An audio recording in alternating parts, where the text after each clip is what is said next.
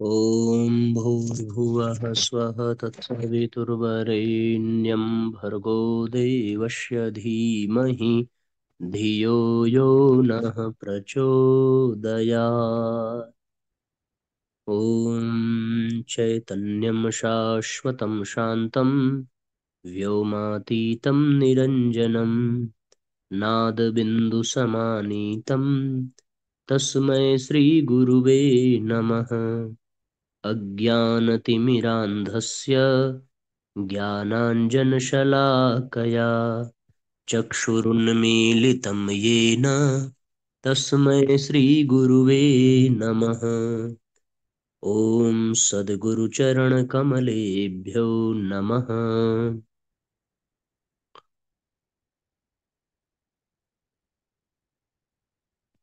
वन्दे भगवतीं देवीं श्रीरामं च जगद्गुरुं पादपद्मे तयोः श्रुत्वा प्रणमामि मुहुर्मुहुः। परम पूज्य गुरुदेव एवं परम वंदनीय माता जी के दिव्य संरक्षण में विराजमान ऑनलाइन दैनिक स्वाध्याय के आज के इस कार्यक्रम में आप सभी आत्मीय बंधुओं का बहुत बहुत स्वागत, बहुत बहुत अभिनंदन है साथियों। आइए भावपूर्वक आज के सत्र का हम सभी शुभारंभ करते हैं। 1711वां एपिसोड हम सभी आज प्रारंभ करेंगे। युग निर्माण योजना पत्रिका जनवरी माह की हम सभी पढ़ रहे हैं। अधिक से अधिक लोगों तक साथियों आज के वीडियो का लिंक जरूर शेयर करें, जिससे कि सर्वाधिक लोगों तक परम पूज्य गुरुदेव के आध्यात्मिक संदेश पहुंच सके। आज का जो पहला अध्याय है, राष्ट्रीय युवा दिवस पर विशेष युवकों के आदर्श स्वामी विवेकानंद। स्वामी विवेकानंद नवशिक्षा प्राप्त स्वाधीन विचार वाले तर्क संगत प्रवृत्ति के व्यक्ति थे।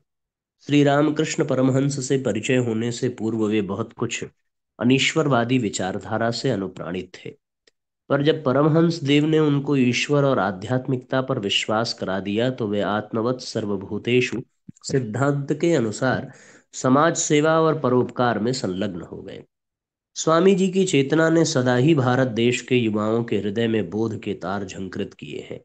श्री अरविंद, नेताजी सुभाष चंद्र बोस, महात्मा गांधी, जवाहरलाल नेहरू, ये सभी अपनी युवावस्था में स्वामी जी की वैचारिक आध्यात्मिक चेतना से प्रेरित प्रभावित रहे हैं।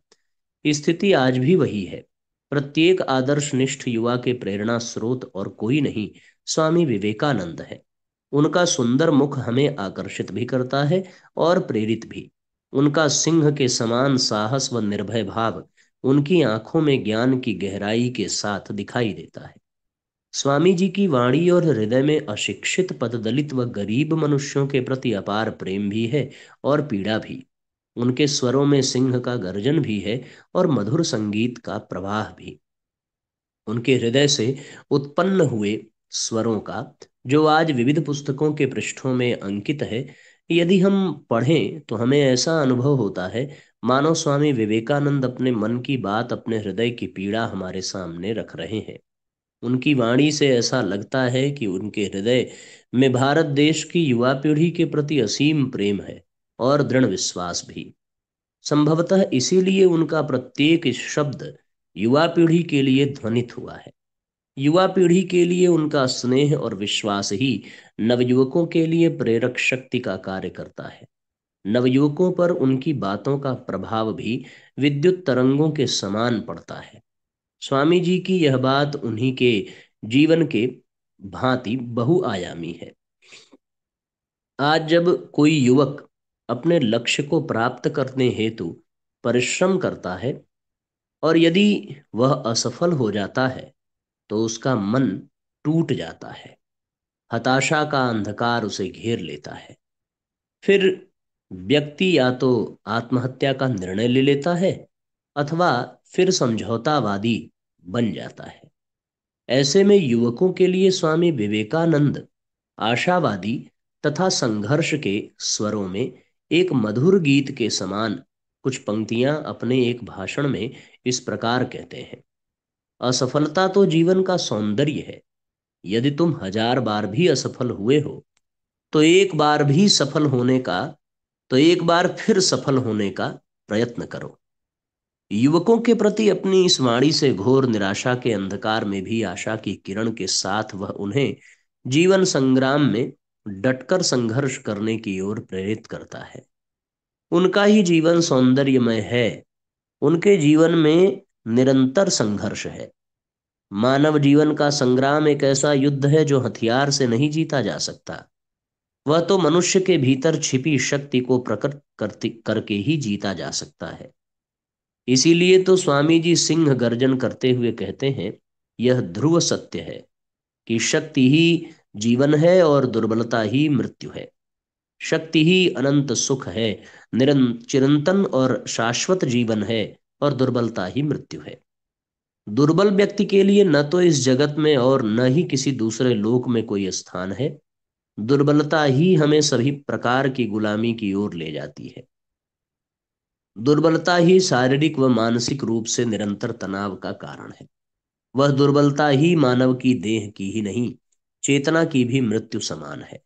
इसीलिए मैं कहता हूं कि दुर्बलों एवं कायरों की आवश्यकता नहीं है। मुझे चाहिए ऐसे नवयुवक जिनके स्नायु लोहे के बने हों और मांसपेशियां फौलाद की बनी हों, तथा जिनकी वृत्ति लोभ और स्वार्थ की सीमाओं के बाहर हो। वह अपनी दिव्यवाणी से युवाओं को चेताते हैं कि ध्यान रहे, जब मनुष्य के भीतर शक्ति का संचार होता है तो वह अपनी सभी असफलताओं को सफलता में परिवर्तित कर लेता है। उस शक्ति के अभाव में मृत हुआ जीवन पुनः जीवित हो जीवन के संघर्ष में उतर पड़ता है। आत्मशक्ति से भरा व्यक्ति असफलता को धूल के समान झटक कर फेंक देता है और सिंह गर्जन कर निस्वार्थ बन अपने जीवन को विस्तारित करता है। स्वामी जी नवयुवकों में संवेदना का भाव प्रवाह प्रवाहित करने के लिए कहते हैं, बच्चों, तुम्हारे हृदय में सबसे सबके लिए दर्द हो। गरीब मूर्ख पददलित मनुष्यों को देख के दुख को तुम अनुभव करो। संवेदना से तुम्हारे हृदय का स्पंदन बढ़ जाए, मस्तिष्क चकराने लगे, तुम्हें ऐसा प्रतीत हो कि तुम पागल तो नहीं हो रहे हो। फिर ईश्वर के चरणों में अपना हृदय खोल दो। तभी शक्ति, सहायता और अदम्य उत्साह तुम्हें मिल जाएगा। आज मैं तुम्हें भी अपने जीवन का मूल मंत्र बताता हूं। वो ये है कि प्रयत्न करते रहो। जब तुम्हें अपने चारों ओर अंधकार ही अंधकार दिखता हो, तब भी मैं तुम्हें कहता हूं कि प्रयत्न करते रहो। किसी भी परिस्थिति में तुम हारो मत, बस प्रयत्न करते रहो। तुम्हें तुम्हारा लक्ष्य ही मिलेगा, इसमें तनिक भी संदेह नहीं। 12 जनवरी 1863 ईस्वी को जन्मी दिव्य चेतना ने जो देह धारण की थी, वो आज भले ही न हो, पर उनकी चेतनता आज भी उतनी प्रखर एवं तेजस्वी है। यदि हम चाहें तो आज भी अपने हृदय में उन्हें प्रखरता एवं तेजस्विता के रूप में खोज सकते हैं। यह सुनिश्चित तथ्य है कि स्वामी जी के विचारों को अपनाकर आज भी उन्हें पाया जा सकता है एवं अपने विचारों के रूप में उपस्थित रहकर आज भी और अभी भी भारत देश के युवाओं को प्रेरित, परिवर्तित एवं रूपांतरित करने के लिए व्याकुल है। स्वामी विवेकानंद के जीवन आदर्शों से उन साधु सन्यासियों तथा धर्म गुरुओं को भी शिक्षा ग्रहण करना चाहिए, जो अपने कार्य शिष्यों को केवल जबानी उपदेश सुना देना और उनसे प्राप्त भेंट दक्षिणा द्वारा आराम का जीवन जीना ही अभिष्ट समझते हैं। यदि भारत देश के लाखों साधु संतों में हजार साधु संत भी स्वामी जी के पद चिन्हों पर चल पड़े, तो भारत अपनी प्राचीन गौरव गरिमा को पुनः प्राप्त कर सकता है। आज की परम आवश्यकता भी यही है। स्वामी विवेकानंद जी ने हमारी युवा पीढ़ी के लिए जो सेवा, संस्कार और सद्ज्ञान के सम्मिलित जीवन का आदर्श रखा है, वह अत्यंत श्रेष्ठतापूर्ण है। उसे अपनाया ही जाना चाहिए। भारत आज पुनः विश्वगुरु बनने की ओर अग्रसर है। ऐसे में स्वामी जी के विचार युवा जगत के लिए प्रेरक प्रकाश स्तंभ का कार्य कर सकते हैं, जिनके आलोक में लक्ष्य तक पहुंचना सुनिश्चित है। बैकुंठ में बड़ी भीड़ थी। महाविष्णु आसन पर विराजमान सभी प्राणियों को त्रैलोक्य की संपदा वितरित कर रहे थे। उन्होंने संकल्प किया था कि आज किसी को भी खाली हाथ नहीं जाने देंगे। धन, रत्न, पुत्र, पौत्र, स्वास्थ्य, सुख, वैभव, विलास मांगने वालों का तांता नहीं टूट रहा था। महाविष्णु उदारता पूर्वक सबकी इच्छा पूरी कर रहे थे। वैकुंठ का कोष रिक्त होते देख महालक्ष्मी दौड़कर आई और पति का हाथ पकड़कर बोली, यदि इसी प्रकार आप मुक्त भाव से संपदा लुटाते रहे तो वैकुंठ में कुछ भी शेष न रहेगा, तब हम क्या करेंगे। महाविष्णु मंद मंद हंसे और बोले, देवी मैंने सारी संपदा तो अभी नहीं दे दी। एक संपदा ऐसी है जिसे नर किन्नर गंधर्व विद्याधर एवं असुर में से किसी ने भी नहीं मांगा। कौन सी संपदा। महालक्ष्मी पूछ बैठी। वो संपदा है शांति। उसे कोई नहीं मांगता। ये प्राणी भूल गए हैं कि शांति के बिना कोई भी संपदा पास नहीं रह सकेगी। उन्होंने जो मांगा वो मैंने उन्हें दिया। अपने लिए मैंने मात्र शांति की निधि सुरक्षित रख ली है। जो भगवान पर विश्वास नहीं करते, भौतिक भोग ही चाहते हैं, ऐसे व्यक्ति न शांति मांगते हैं और न उन्हें दी जा सकती है। कितनी सुंदर और कितनी अर्थपूर्ण बात है साथियों। हम सब लोगों को जो चाहिए वो मिलेगा, पर क्या चाहिए और उसके मिलने पर क्या परिणाम मिलेगा, ये साथियों हमारे कामनाओं पर ही निर्भर करता है। नई पीढ़ी का निर्माण। मां बनने जा रही स्त्री के निकट संपर्क में रहने वाले लोग ही ऐसा वातावरण निर्मित करें जिससे गर्भिणी प्रसन्न, उत्साहित, आदर्श और स्निग्ध स्वभाव की बनी रहे। शरीर पर विशेष भार पड़ने से उन दिनों महिलाएं विशेष संवेदनशील हो जाया करती हैं। वैसे भी स्त्रियां पुरुषों की अपेक्षा अधिक भावुक होती हैं। इसलिए परिजनों को उन दिनों विशेष रूप से ये सावधानी रखनी चाहिए कि गर्भवती स्त्री परिवार की समस्याओं, स्वजनों के संबंध तथा अन्य घटनाओं के कारण भिन्न खिन्न न हो। इसके लिए यही किया जा सकता है कि ऐसी बातों की सूचना और चर्चा गर्भिणी से न की जाए जो मन में क्लेश उत्पन्न करे। सर्वाधिक निकट आत्मीय होने के कारण पति से तो वे और भी खुली होती हैं। इसलिए ये काम पति अच्छी तरह आसानी से कर सकता है। घर के और भी सदस्य अपना पारिवारिक दायित्व तो समझकर इस दिशा में सचेष्ट रहे तो बड़ा ही अच्छा है। जीवन भर स्त्री को अपने पति का अनन्य प्रेम और सहयोग तो अपेक्षित है ही। यह क्रम सामान्य गति से चलता रहता है। परंतु उन दिनों जब गृहिणी मां बनने वाली होती है, पति के दुलार और प्रेम की आकांक्षा और अधिक जागृत होती है। लेकिन सामान्य घरों में पति को गर्भिणी की ओर से निरपेक्ष तथा उदासीन ही देखा गया है। इस काल में कुछ कारणों से पुरुष पत्नी पर इतना ध्यान नहीं देते। वे विपरीत और नीरस व्यवहार भी करने लगते हैं। कारण चाहे जो भी हो, यह अनुचित और गर्भिणी तथा भावी संतान के लिए परिणाम में हितकर नहीं होता है। विशेष रूप से पति गृह व्यवस्था में भी पत्नी का हाथ बटाकर अपना उत्तरदायित्व तो पूरा करें। किसी भी प्रकार दुराव छिपाव न रखकर सभी कार्यों को पत्नी के परामर्श से संपन्न करें। उसकी आवश्यकताओं, रुचियों और इच्छाओं को पूरा करने, तृप्त रहने के लिए विशेष रूप से प्रयत्नशील रहें। गर्भवती के प्रति परिजनों को भी सहयोग और सहानुभूति से भरी व्यवहार नीति अपनानी चाहिए। घर की अन्य महिला सदस्याएं किसी कारण में गर्भवती के प्रति ईर्ष्यालु हो सकती हैं। प्रयत्न यही किया जाए कि इस मनोभूमि की स्त्रियां भी अपने कलहपूर्ण दुर्व्यवहार को कम से कम उस अवधि के लिए तो पूर्णतया रोक दें। ससुराल में विशेष रूप से सास, बहू, ननद, भौजाई, देवरानी, जेठानी के परस्पर संबंधों की खेदपूर्ण स्थिति इस काल में गंभीर रूप से हानिकारक होती है। संभवतया इन्हीं कारणों से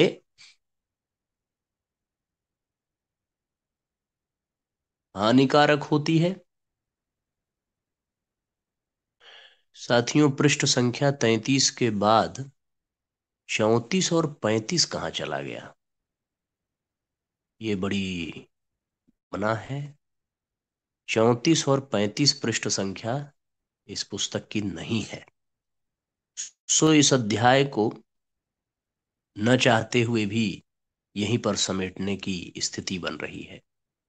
33 और 34वां पृष्ठ, जिसका तात्पर्य ये हुआ कि जिन जिन परिवार में गर्भवती बहनें, गर्भिणी अ, बहनें हैं और उनके परिवार के लोग हैं, उनको इस अध्याय को तो भैया जरूर सुनना चाहिए, जरूर समझना चाहिए। एक पृष्ठ और इसके बाद रह जाता है। तो अब इसको जो है अ, इस महीने की पत्रिका लेकर के पूरा किया जाएगा। ठीक है ना? तो हम लोग जो है आगे अगले अध्याय की ओर चलते हैं। दुख को अभिशाप न मानिए। मानव मन बड़ा संवेदनशील है। वो जहां प्रकृति के सौंदर्य को देखकर प्रसन्न हो उठता है, वहीं सांसारिक क्लेशों से विक्षुब्ध भी हो जाता है, तथा सोचता है कि सृष्टा की इस अनुपम कृति में दुखों का प्रादुर्भाव कहाँ से हो गया। अनेकों व्यक्ति इसका समाधान अपनी बुद्धि के अनुसार जन्म जन्मांतरों के संबंध से जोड़ते हुए प्रस्तुत करते हैं। प्रचलित मान्यताएं भी यही हैं कि पूर्व जन्मों के संचित सुकर्म दुष्कर्म ही बाद के जीवन में सुख दुख की परिस्थितियों का सृजन करते हैं। भाव अभाव, सांसारिक सुख दुख एवं उपलब्धियां, कमियों के विषय में यह तथ्य पूर्णतः सत्य है। पौराणिक मान्यता है कि कर्मफल देने वाले देवता के यहाँ भाग्य की पुस्तक में सभी मनुष्यों के कर्म लिखे जाते हैं। इसी से स्वर्ग नरक का निर्धारण होता है। परंतु इससे भी अधिक मान्यता ऐसे सिद्धांत की है जिसके अनुसार प्रत्येक कर्म का फल किसी न किसी प्रकार का संचित संस्कार बनाता है, और मनुष्य का भावी जीवन उसी संस्कार के अनुरूप होता है। समाज में अगणित पापी सुखी जीवन व्यतीत करते दिखते हैं, तो कई धर्मात्मा कष्ट सहते हुए दृष्टिगोचर होते हैं। कर्मों की यह श्रृंखला यदि यहीं समाप्त हो गई होती तो बड़ा अन्याय होता। इसीलिए पुनर्जन्म और कर्म फल का अन्योन्याश्रय संबंध माना गया है। इसी संसार में सुख और दुख की अनुभूति ही नरक और स्वर्ग है, जो मनुष्य को अपने कर्मानुसार सृष्टि के नियम व्यवस्था के अधीन प्राप्त होते हैं। सृष्टि के जिन तत्वों से भौतिक शरीर का संबंध है, उसी के साथ दुख के तत्व सुख के साथ ही आ जुड़े हैं। वस्तुतः अपूर्णता का दूसरा नाम ही दुख है। समस्त मनुष्यों के अंतःकरण में यही अनुभूति गंभीर रूप से विद्यमान होने से मनुष्य दुख की ही पूजा करता आया है, आराम की नहीं। महापुरुषों का उज्जवल इतिहास साक्षी है कि उनका विकास व्यक्तित्व का परिष्कार एवं उत्थान दुखों के बीच में ही हुआ है। उसमें पलकर बढ़कर ही वे दृढ़ता महानता जैसे गुण उपार्जित कर सके, जिससे समाज को नई दिशा मिली। सदुद्देश्य के लिए दुख की सहज स्वीकृति ही साधना है, वही तपस्या भी है। तप के कारण जो कष्ट मिलता है वह यूं दुख जैसा प्रतीत होता है, किंतु उसमें असमर्थ की आंखों से टपकने वाली कातरता नहीं है। यह तो रुद्र तेज से उद्दीप्त आलोक है, ताप है, गति है, प्राण है, जिसमें अनादिकाल से मानव के जीवन प्रवाह को गतिमान रखा है। यह दुख मानव की दुर्बलता या असफलता का परिचायक नहीं है, वरन विकास का आधार है। यह दुख ही मनुष्य को नूतन सृजन के लिए पुरुषार्थ करने के लिए प्रेरित कर। यह कर्म प्रेरक दुख ही मानव समाज में चक्र पथ में घुसकर नव सृजन की परिस्थितियों का निर्माण करता है। जिस प्रकार ईंटों को मजबूती देने के लिए अग्नि में पकाया जाता है, उसी प्रकार तप रूपी ताप में पककर मानव दृढ़ एवं साहसी बनता है। दुख अभिशाप नहीं, वरदान है। मनुष्य आत्मा की पूर्णता त्याग से, दान से व तपस्या के द्वारा ही प्राप्त करता है। मनुष्य ने जो कुछ भी निर्माण किया है तप से ही किया है। समस्या तब आ खड़ी होती है जब उद्देश्य पूर्ण कष्ट से मनुष्य असंतुलित हो जाता है। निवारणार्थ प्रयत्न करने एवं पुरुषार्थ करने के स्थान पर वह निराश होकर निषेधात्मक मार्ग अपनाता है। वस्तुतः मानव उत्थान का अब तक का इतिहास यही बताता है कि दुखों की मंजिल से गुजरकर ही मनुष्य वर्तमान की संपन्न स्थिति तक पहुंच सका है। प्रतिकूलताओं की चुनौती को मानव ने स्वीकार किया। मछली की तरह धारा को उल्टी चीरते हुए, प्रवाह बदलते हुए वह अभिष्ट परिस्थितियों का सृजन करते हुए वर्तमान विकसित स्थिति तक पहुंच सका। एक कृषक तपती धूप में अपना पसीना बहाता है, उसकी स्वेद बूंदें अन्न के दानों के रूप में सामने आती हैं। श्रमिक दिन रात श्रम करता है तो समाज को सुख साधन मिलते हैं। विद्यार्थी वर्तमान के आराम को तिलांजलि दे करके अध्ययन में निरत होता है तो उज्जवल भविष्य का निर्माण करता है। माँ अपने रक्त मांस के अंश अंश से गर्भ के शिशु को अभिसिंचित करती रहती है तो नवजात शिशु के रूप में नई इकाई का सृजन करती है। दुख ही वस्तुतः सुख की पृष्ठभूमि है। यही वह समर भूमि है जिस पर लड़कर जीत का श्रेय लिया जाता है। मानव इतिहास में जितना भी शौर्य बलिदान है वह दुख के सिंहासन पर प्रतिष्ठित है। मातृ स्नेह दुखों के बीच से ही प्रस्फुटित होता है। दुख की वेदना जब अपनी अपूर्णता को लेकर उत्पन्न होती है तो स्वमेव जीवन लक्ष्य की प्राप्ति करा देती है। समाज में व्याप्त पाप तापों के प्रति अंदर से उठी आकुलता ही सामाजिक उत्थान की प्रेरणा देती है। इतिहास का सृजन दुखों की परिस्थितियों से ही हुआ है। इतिहास की सभी शौर्य और बलिदान की घटनाओं के पीछे दुख एवं कष्ट की ही पृष्ठभूमि है। महाभारत एवं रामायण के पात्रों के जीवन चरित्र पूरे समय तक दुख से ही परिपूर्ण रहे हैं। मनुष्य के लिए दुख के अभाव के बराबर और कोई अभाव नहीं हो सकता। दुख यदि जीवन से अलग कर दिया जाए तो मनुष्य जीवन की चेतनता गतिशीलता समाप्त हो जाएगी, सृजन रुक जाएगा और विकास की समस्त संभावनाएं बंद हो जाएंगी। पर ब्रह्म ने तप किया, कष्ट सहा, तभी यह सृष्टि बनी। तप ही दुख के रूप में विद्यमान है। नवीन सृजन की वेदना मां जानती है। तप का ताप मनुष्य के अंतःकरण में नए नए रूप में नए प्रकाशों को अवतरित करता है। ये तपस्या आनंद का ही एक अंग है। देशभक्त देश के लिए जब प्राण त्यागता है तो उसके लिए वह वेदना नहीं परम आनंद है। ज्ञानी की ज्ञान प्राप्ति, प्रेमी का प्रिय साधना, भक्त का इष्ट मिलन इसी तरह की साधना है। आंतरिक वेदना का ही स्वरूप जब ईश्वर प्राप्ति के लिए जगता है तो प्राप्ति का आधार बनता है। अपूर्णता का पूर्णता में, मृत्यु का अमृत में एवं मरण का अमरता में परिवर्तित होने का कारण बनता है।